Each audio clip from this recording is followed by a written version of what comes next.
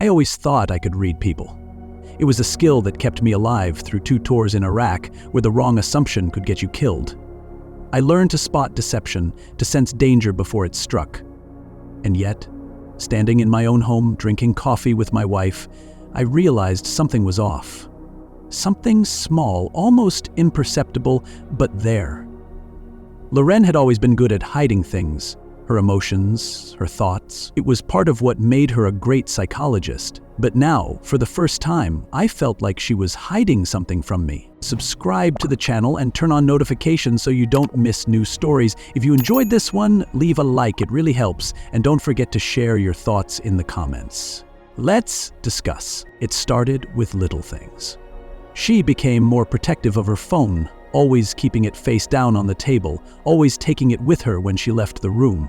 She'd smile at messages and quickly lock the screen when I glanced in her direction. At first, I ignored it. We'd been married for 5 years, and I'd had no reason to doubt her. She worked long hours at her practice, just like I did at my private investigation firm. We had built a solid life together, and I wasn't the paranoid type.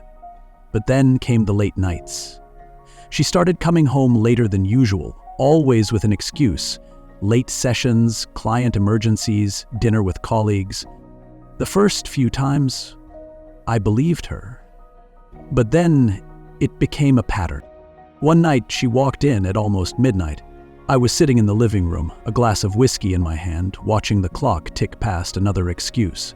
When she saw me, she hesitated for half a second, just long enough for me to notice. "You're still up?" she asked, setting her purse down. "Yeah," I said, swirling the amber liquid in my glass. "Long day?" She nodded, slipping off her heels. "Brutal. You wouldn't believe the kind of emotional baggage people unload on me." She sighed dramatically, stretching her arms as if shaking off the weight of her job. "I just needed to decompress with some of the girls from work. We grabbed a drink after the last session." Something in the way she said it felt rehearsed, too smooth, too effortless. I nodded, but my gut told me there was more to the story. I could almost hear the lie woven between her words. I had interrogated enough people to know when someone was feeding me a line, but I didn't push, not yet. Instead, I watched. The changes were subtle at first. She started wearing perfume to work, something she never used to do. She spent more time getting ready in the mornings, straightening her hair, applying just a little more makeup. Her lingerie drawer had a few new additions I had never seen her wear for me. She laughed more when she checked her phone, but never shared what was so funny. Then there was the way she touched me, or rather, the way she stopped, the casual affection we used to share, the way her hand would brush against mine when she walked past, the kisses on the cheek when I came home. All of it started to fade. It was like she was present in our home, but her mind was somewhere else, or with someone else. One evening, as she stood in front of the mirror fixing her earrings, I leaned against the doorway, watching her. "You've been out late a lot lately?" I said casually. She met my eyes in the reflection, her expression unreadable. "Work's been crazy, you know how it is." I nodded. "I do, but you never used to be out this much." She turned, giving me a tight smile. "Are you keeping tabs on me, detective?" she teased, but there was an edge to her voice, a warning. I smirked, but inside something twisted in my chest. The real tipping point came when I got an anonymous message. It was a simple text with no name, no number, just one sentence. "Your wife isn't where she says she is." At first, I considered ignoring it. It could have been a prank, some random message meant to stir up drama. But my gut told me otherwise. It told me to listen. That night, Loren said she had a late session with a patient.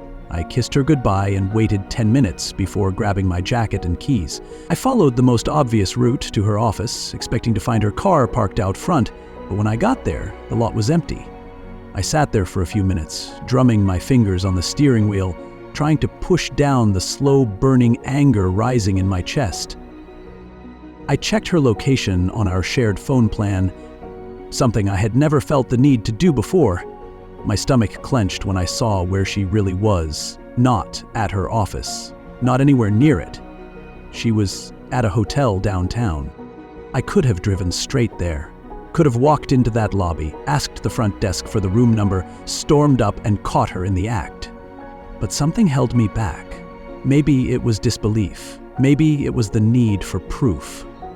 The soldier in me, the investigator in me, told me not to act on emotion alone. I needed to be sure. So I waited. Sat there in my car, gripping the steering wheel so hard my knuckles turned white. Half an hour later, a familiar figure walked out of the hotel. Lorraine. Her hair slightly tousled, her blouse wrinkled just enough to make my blood run cold. But it wasn't just her. She wasn't alone. A man walked beside her, his hand resting on the small of her back. He leaned in, whispered something against her ear, and she laughed. The kind of laugh I hadn't heard in months. The kind of laugh a woman makes when she feels wanted. I didn't need to see his face to know who he was. I already knew. Jake Hudson, my best friend, my brother in arms, the man who had saved my life more times than I could count, the man I trusted more than anyone else. I sat there, frozen, as everything I thought I knew crumbled around me. I should have been angry. I should have gotten out of the car, confronted them, made a scene. But I didn't, because in that moment something inside me shifted. The part of me that still believed in her, in us, died. Right there in that parking lot. I wasn't going to make a scene. I wasn't going to confront her. Not yet. Because I wasn't just a betrayed husband. I was a soldier, a strategist, and if there was one thing I knew how to do, it was how to plan. Lauren and Jake had no idea what was coming. I didn't sleep that night. I lay in bed staring at the ceiling, listening to the soft, steady breathing of the woman who had just walked out of a hotel with another man, my wife. Lorraine. Every time I closed my eyes, I saw her laughing, her body leaning into his, the way his hand rested on the small of her back like he owned her, like she was his. The betrayal sat in my chest like a lead weight, suffocating, relentless. I had been trained to handle high-pressure situations, to stay calm under fire, but nothing in my life had ever prepared me for this. By morning, I had made my decision. I wasn't going to confront her, not yet. That would be too easy for her, too simple.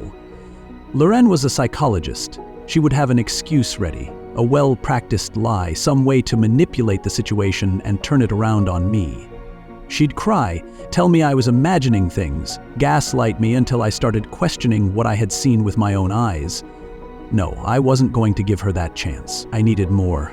I needed undeniable proof, and I needed to make sure when I confronted her, it would be on my terms. Over the next few days, I started collecting evidence. I followed her without her knowing, using all the skills I had honed as a private investigator. I tracked her location, checked her credit card statements, watched her habits change right in front of me. She wasn't even careful. That was what burned the most. She thought she was untouchable, that I was too blind, too trusting to ever suspect her. I checked into the hotel where she had met Jake, bribed the receptionist for security footage, and sure enough, there they were, walking in together, hours before I had seen them leave. It wasn't just dinner, a conversation, or some bullshit excuse she would try to sell me later. This was deliberate, planned. I started paying closer attention to Jake, too. We hadn't spent much time together recently. Life had pulled us in different directions, but now I saw it for what it really was. He had been distancing himself from me. The man who once called me his brother barely looked me in the eye when we did see each other. It was subtle, but I knew him well enough to recognize the guilt. Or maybe it wasn't guilt at all. Maybe it was arrogance, the belief that I would never find out, that I was too blind to see what was happening right in front of me.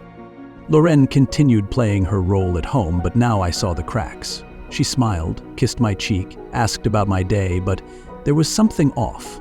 She had stopped looking at me the way she used to. The warmth in her eyes had been replaced with something colder, more distant. She had already left me in her mind. She just hadn't told me yet. The more I watched, the angrier I became, but I forced myself to stay calm. Emotion had no place in this. I needed to be methodical. I needed to dismantle them the way they had dismantled my marriage. I had already gathered enough proof of her affair, but that wasn't enough. I wanted to know everything. How long it had been going on, what they said to each other when they thought no one was listening, whether they had made plans to be together permanently. I had been a fool once, but I wouldn't be again. I installed spyware on Loren's phone, cloned her messages, and set up a hidden microphone in her car. It didn't take long to get what I needed. The first message came through the next evening. A text from Jake. Friday, same place, can't stop thinking about last time. I stared at the screen, my jaw clenched so tightly my teeth ached. Loren's reply was almost immediate. Me neither. I wish I could see you sooner.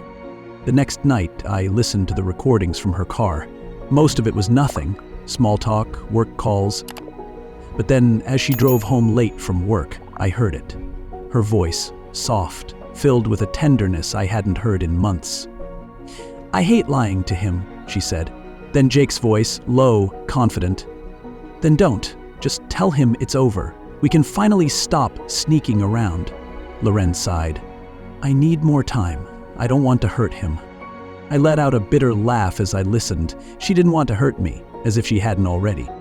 I took another sip of whiskey, letting the burn settle deep in my gut. I could end this right now. Walk into the bedroom, shove the phone in her face, demand answers. But I wouldn't, because I wasn't done yet. They thought they were in control, that they were calling the shots, but they had no idea what was coming. I kept playing the role of the oblivious husband, watching as Loren moved through our home like nothing had changed. She still kissed me goodbye in the mornings, still asked about my day, still curled up next to me on the couch like we were just another happy couple. But now I saw the distance in her touch, the forced way she smiled when she looked at me. She wasn't here anymore. She had already left me in her mind, but she was too much of a coward to say the words out loud. The affair wasn't a mistake, a moment of weakness. It was deliberate, planned, something they had cultivated and nurtured right under my nose. The texts between them made that clear. The way she reassured him that she just needed a little longer. The way he told her he couldn't wait to finally have her all to himself. They spoke about me like I was an obstacle to be dealt with, a problem that needed solving. The woman I had built a life with, the man I had once trusted with my life, both treating me like nothing more than an inconvenience. I studied their movements, their habits. Loren had a routine now. She would tell me she had a late session, then drive to a small restaurant a few blocks from Jake's place. They'd meet there, sit in a corner booth, drink wine like they didn't have a care in the world. Then they'd leave separately, but always end up at his house. I had seen it more than once now, parked down the street in the shadows, watching as she disappeared through his front door, knowing exactly what was happening on the other side of those walls. I didn't let myself react, not yet. Every instinct in me screamed to put an end to it, to throw everything I had in her face and watch her squirm under the weight of her own betrayal. But that would be too easy. She had made me look like a fool, and I wouldn't let her walk away thinking she had won. If she wanted to destroy our life together, fine, but I was going to make damn sure she felt every piece of it crumble in her hands before she walked away. I started putting things in place. I met with my lawyer, laying out exactly what I needed to do to ensure that when the time came, Loren would walk away with nothing. No house, no savings, nothing but regret. I rerouted assets, set up new accounts in my name only, gathered every piece of financial leverage I had over her. At the same time, I made sure Jake's world would come crashing down too. I started digging, using every resource at my disposal, and it didn't take long to find what I needed. His business wasn't as clean as he liked to pretend. There were shady deals, tax discrepancies, enough dirt to make sure he'd be spending years trying to recover from what was coming. But the final blow had to be personal. They had spent months sneaking around, thinking they were untouchable. I wanted them to feel what it was like to have their world ripped apart when they least expected it. So I let them keep playing their game, pretending I was still in the dark, letting them believe they were getting away with it. Loren had no idea that every moment she spent with him, every lie she told, was just another piece of the noose tightening around her neck. The night before everything would fall into place, I lay beside her in bed, staring at the ceiling, feeling the warmth of her body next to mine. It was almost laughable, the way she could pretend nothing had changed, how she could act like the life we had built together meant nothing. But tomorrow she wouldn't be able to pretend anymore. Tomorrow the truth would come crashing down around her, and there would be no way out. The night before everything fell apart, Loren kissed me goodnight like she always did. Her lips were soft, familiar, but empty. I could feel the absence of love in her touch, the distance in the way she barely lingered before rolling over and facing away from me.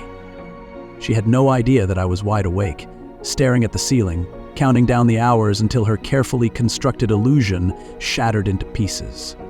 I listened to her breathing slow, her body relaxing into sleep, and I thought about how easy it was for her to live this lie, to smile at me over dinner, to let me hold her at night, all while sneaking off to be with another man. The anger was there, deep in my chest, burning like a slow fire, but I kept it contained. Tomorrow I would let it out, not an explosion of rage, but with cold, calculated precision.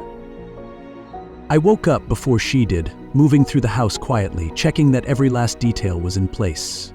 The messages had already been sent, the arrangements finalized. Loren's world would start unraveling in a matter of hours, and she would have no way to stop it. I showered, dressed, and left the house before she even stirred, needing to be away from her for just a little while longer. I drove across town, stopping at a small cafe where I knew I wouldn't run into anyone familiar. Sitting by the window, sipping a black coffee, I ran through the plan one last time in my head. There was no turning back now. The moment I had been waiting for was here. By noon, everything was set. Loren had told me she was working late, which was a lie, of course. She had a dinner reservation with Jake at their usual spot, the one they thought was their little secret. I had been there before, watching from a distance, unseen. But this time, I wasn't just watching. This time, I was pulling the strings. I arrived early, taking a seat at the bar with a clear view of the table they always chose. The place was dimly lit, intimate, the kind of setting meant for whispered confessions and stolen glances. It made me sick to think about how many nights she had sat there, laughing, drinking wine, pretending she wasn't married. At 7:30 sharp, she walked in. Jake was right behind her, his hand grazing the small of her back like he had every right to touch her. Loren was smiling, radiant in a way I hadn't seen in months. That hurt more than I expected it to. She had been happy with me once, or at least I thought she had, but now, all that warmth, all that affection, was for him. I forced myself to stay calm, to focus on the execution. She had no idea that this was the last time she would ever sit across from him like this. I watched as they ordered, as they leaned in close, lost in their own little world, and then, right on cue, the first blow landed. Loren's phone buzzed on the table. She glanced at the screen, her expression shifting ever so slightly as she read the message. I knew exactly what it said. It was from our bank, confirming that all funds had been transferred out of our joint account. The color drained from her face as she read it again and then again, as if willing the words to change. Jake noticed her reaction, asked her something, but she barely heard him. Her fingers flew across the screen trying to access the account, but she wouldn't get far. The money was gone, locked away where she would never touch it again. She looked up, panic creeping into her features, but before she could say a word, another notification appeared. This one wasn't from the bank, this one was from me. A single image, a still frame pulled from the hotel security footage, crystal clear, showing her walking into a room with Jake. She inhaled sharply, her whole body tensing. But I wasn't done yet. Jake's phone buzzed next. He frowned, pulling it out, and the second he saw what was on the screen, his entire expression changed. He went stiff, his jaw locking, his fingers tightening around the device. He was looking at a detailed report of his business's financial discrepancies, the kind of thing that wouldn't just ruin him, but would bring down everything he had built. Tax fraud, illegal transactions, evidence of money laundering, things he had been sloppy enough to leave behind, things I had spent the last few weeks uncovering. Loren was whispering to him now, desperate, confused, but I wasn't finished yet. The final blow came when the restaurant's main screen, normally used for ambient visuals, suddenly changed. The security footage I had sent them both now played for the entire restaurant to see. Loren and Jake walking into a hotel, his hand on her waist, their smiles unmistakable. Gasps filled the room, murmurs spreading like wildfire. People turned to look at them, their perfect little world crumbling in real time. Loren's hands covered her mouth, her eyes wide with horror. Jake shot up from his seat, looking around, trying to find me. I stood up slowly, making sure they saw me, making sure they understood that this was me, that I had orchestrated every second of their downfall. I didn't need to say a word, the damage was already done. Loren and Jake had spent months thinking they were in control, thinking they had outmaneuvered me, but they had never been the ones calling the shots. I had just let them believe they were. Jake was the first to react. He shoved his chair back with enough force to make it screech against the hardwood floor, his head snapping from side to side as if searching for an escape. His body was tense, fists clenched at his sides, his face an ugly mix of rage and panic. He wasn't used to losing. Neither of them were. Loren, on the other hand, sat motionless, staring at the screen as if willing it to disappear. Her mouth hung slightly open, her breath coming in quick, shallow gasps. She looked around wildly, taking in the hushed whispers, the judgmental stares of the other patrons, the way even the waitstaff had stopped in their tracks to witness the fallout. Her hand shot out, blindly grasping for Jake's arm like he was the only thing anchoring her to reality, but he yanked away from her like she was contagious. I watched it all unfold from my spot at the bar, letting them squirm. I could see the exact moment the realization hit them. There was no way out of this. No more lies, no more secrets, no more carefully constructed illusions. Loren fumbled for her phone, her fingers shaking as she unlocked it, probably to call me, to try and salvage whatever twisted version of our life she still believed in. But the call wouldn't go through. I had blocked her the second she walked into this restaurant. She could beg all she wanted, cry, scream, try to spin the situation into something softer, something more forgivable. But there was no forgiveness left to give. Jake finally spotted me, his eyes locking onto mine across the room. For a brief second, something flickered in them. Regret, guilt, or maybe just fear. He took a step toward me, his jaw tight, his muscles coiled like he was ready to fight. But he hesitated. He wasn't stupid. He knew better than to start something in public, not when his life was already collapsing around him. Loren turned next, her wide, tear-filled eyes landing on me, desperation written all over her face. She opened her mouth, but I didn't give her the chance. I shook my head once, slow and deliberate. The message was clear. The restaurant manager, a short man with a nervous energy, rushed over, speaking in hushed but urgent tones, probably telling them to leave before things got worse. But there was no containing this disaster. Everyone had seen the footage. Everyone knew exactly what kind of people they were now. Loren looked like she was going to be sick. Jake stood frozen, breathing hard, looking at his phone like it had betrayed him, his face pale as the weight of his financial ruin began to settle in. I turned and walked out. Loren said my name. Once, twice, but I didn't stop. I pushed through the doors into the crisp night air, inhaling deeply, letting it wash over me. I had imagined this moment for weeks, pictured every possible scenario, but now that it was happening, I felt nothing. No rage, no sadness, just a quiet, settling calm. This was done. They were done. By the time I got home, my phone was already buzzing. Loren, 12 missed calls, a dozen frantic voicemails, probably filled with apologies, excuses, desperate pleas to talk about this. I deleted them all without listening. Jake had called once, too, maybe to threaten me, maybe to beg, but it didn't matter. His message went straight to voicemail, and that's where it would stay. I poured myself a drink and stood in the living room, taking in the silence of a house that was mine again. Loren wouldn't be coming back here, not after tonight. Her key wouldn't work. I had changed the locks this morning. Her belongings were already packed, waiting by the door in neatly stacked boxes. I had gone through everything, pulling out anything of mine, anything that had real value. The rest? The clothes, the shoes, the sentimental little trinkets she had scattered around the house were just remnants of a life that no longer existed. The legal papers were already filed, airtight thanks to the prenup she had once laughed about signing. She had told me back then that she would never need it, that she wasn't marrying me for money, that it was just a technicality. Now, that technicality meant she would walk away with nothing. No house, no savings, no safety net. The money had already been moved into separate accounts. Everything with her name on it had been erased. I sat down on the couch, taking a slow sip of whiskey, letting the burn spread through my chest. The final step was simple. I pulled out my phone, typed a short message, and sent it. "Don't come back." Then, I blocked her number. Lauren had spent months, maybe years, lying to me, humiliating me, sneaking around behind my back. She had taken my trust and shattered it for the sake of some fleeting thrill. And for what? A man who had nothing left now? A man whose business was on the verge of collapse? Whose reputation was ruined? Whose whole world had crumbled under the weight of his own arrogance?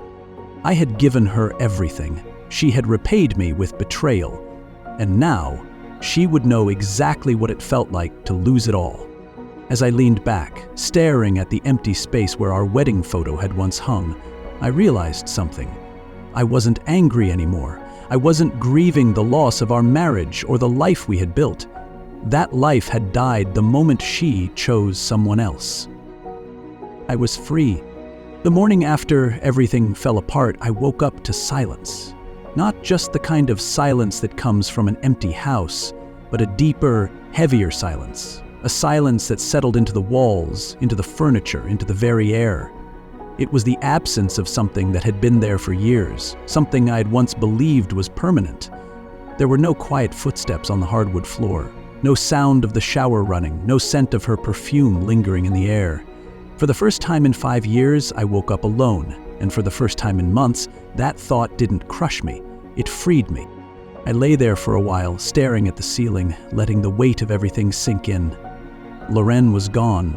Not just out for a few hours, not just working late or sneaking off to be with him. She was really, truly gone. I swung my legs over the edge of the bed, planting my feet firmly on the cold floor, grounding myself in the reality of what had happened. My marriage was over, and not in the slow, aching way most marriages end, with arguments that chip away at love piece by piece. No, mine had ended in an explosion, in a moment so sharp and brutal that there was nothing left to salvage. I picked up my phone out of habit, already knowing what I would see. 37 missed calls, all from Loren. Her name filled my screen, each call coming within minutes of the last, each voicemail sitting there waiting to be heard. I deleted them without listening. I didn't need to hear her lies, her excuses, her desperate attempts to make sense of the mess she had created. She had spent months lying to me, betraying me, treating me like a fool. There was nothing she could say now that would undo that.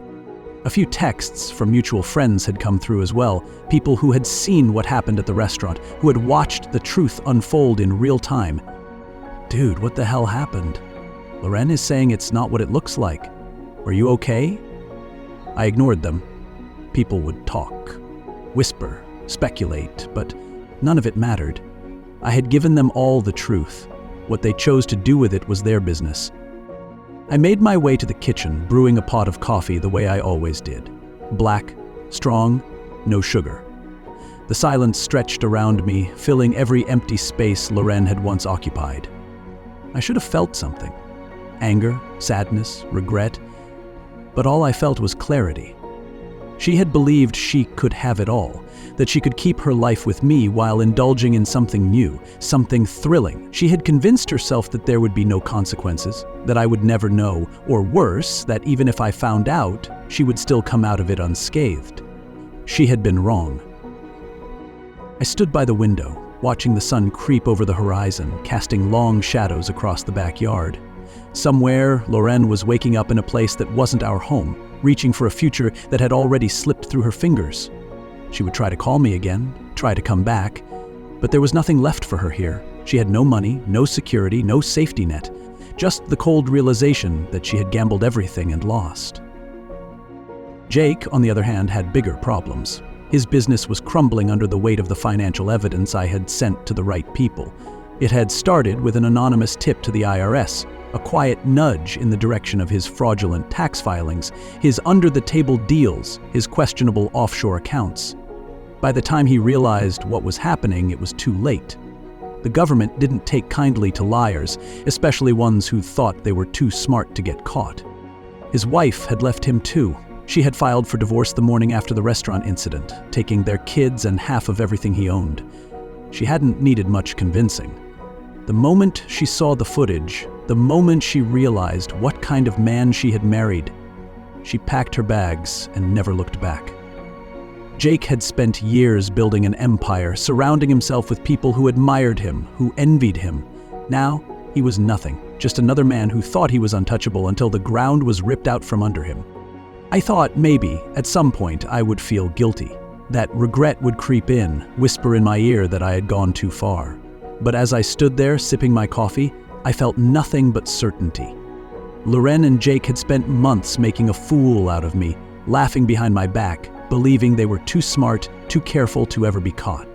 They had built their affair like a house of cards, delicate and fragile, never expecting the wind to change. All I had done was let them feel the weight of their own choices. I spent the rest of the day clearing out the last traces of her. The framed wedding photo came down, the one that had sat on our bookshelf for years, smiling back at me with a lie I hadn't yet recognized. The anniversary cards, the love notes she used to leave for me in the early years of our marriage, the little souvenirs from vacations we had taken.